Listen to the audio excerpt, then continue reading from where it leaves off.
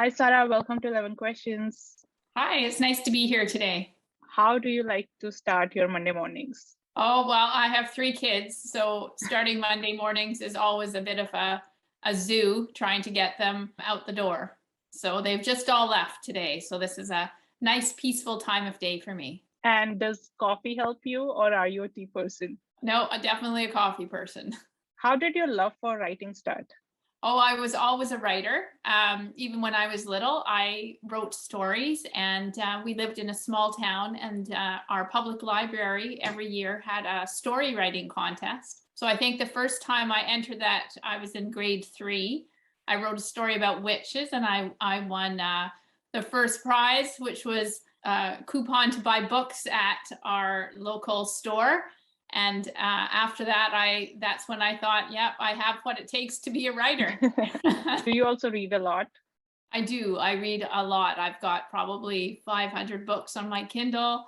Those are the ones that have still yet to be read. So I'm always reading something. Usually I've got 2 things on the go at the same time. What inspires you?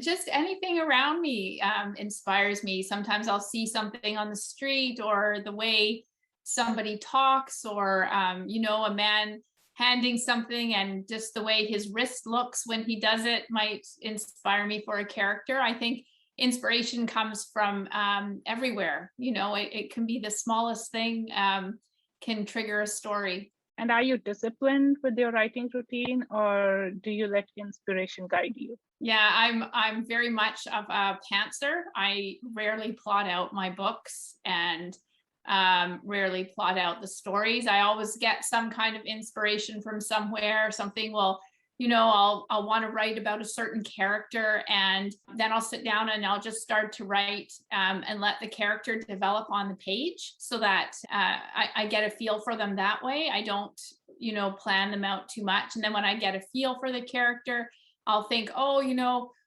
because I always write romance, they need to have a partner. And I think, oh, what kind of partner would irritate them the most at the beginning, but really have underlying characteristics that would make them the perfect match. So I work, and then I'll sort of develop that character a little bit. And the story usually comes out of their interactions. And is there something that you find challenging in the whole writing process? Every aspect of writing and publishing has its own challenges.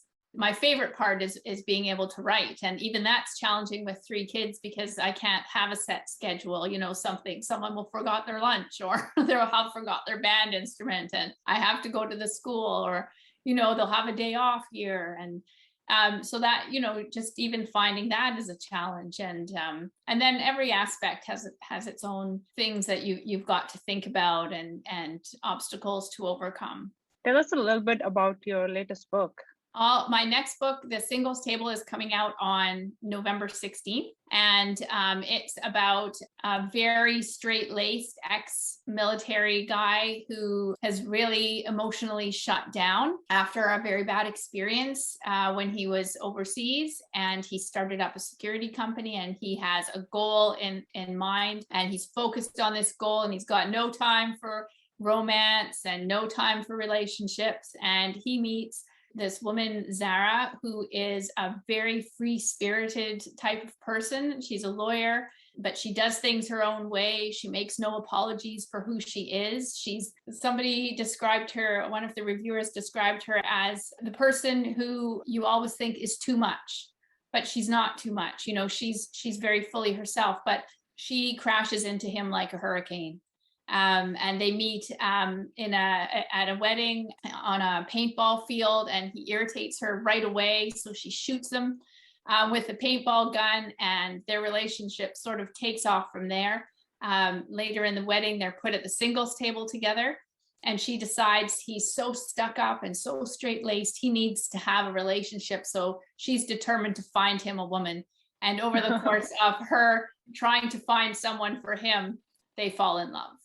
And are you also working on something new meanwhile? Yes, I've got something new, but it's secret, so I can't say. But it's still a romantic comedy, and it's still going to have diverse characters. If you were to be deserted on an island, which 3 books would you take with you? All my favorite books are in series. But single books, I would take a very old book that I had read when I was a child called The Princess and the Goblin. That really started me on like a story kind of journey. I would take J.R. Ward's The Dark Lover, which is the first book in her series about very alpha vampires. And I would probably take Nalini Singh's, the first book in her Archangel series. I really like those alpha males. And for our last question, if you were to pick one interesting life experience to share, what would you tell us? I guess I would tell you about the time I was attacked by an owl. I was running in Vancouver and it was twilight. I was in an area with a lot of trees, and I was running alone. I had a ponytail, which is why I think in the end he decided I was food. But he came down out of the tree, and I felt the claws in the back of my head. And I didn't know that, it's not on your radar that you might get attacked by an owl. So I thought it was a tree, like my hair had caught in a tree branch. And I put my hand up and hit something hard, and I stopped and I looked around and I didn't see anything, and I thought, oh, maybe it was a branch, and I start running and the owl came again, and this time he really put his head and his claws into my head.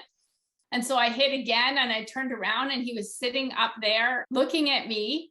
And I thought, what do you do? So I thought, well, maybe I'm in his territory, so I'll keep running. But as I started to move, he went along the branch like this, like he was going to come at me again. And I didn't know what to do. So I was standing there on the street, and I was looking for like a stick or a branch that I could wave so that he could see I was big, not a mouse. And luckily at that moment, a car came down and the headlights scared him away. And I just ran as fast as I could to get back home. Wow, that's quite a story.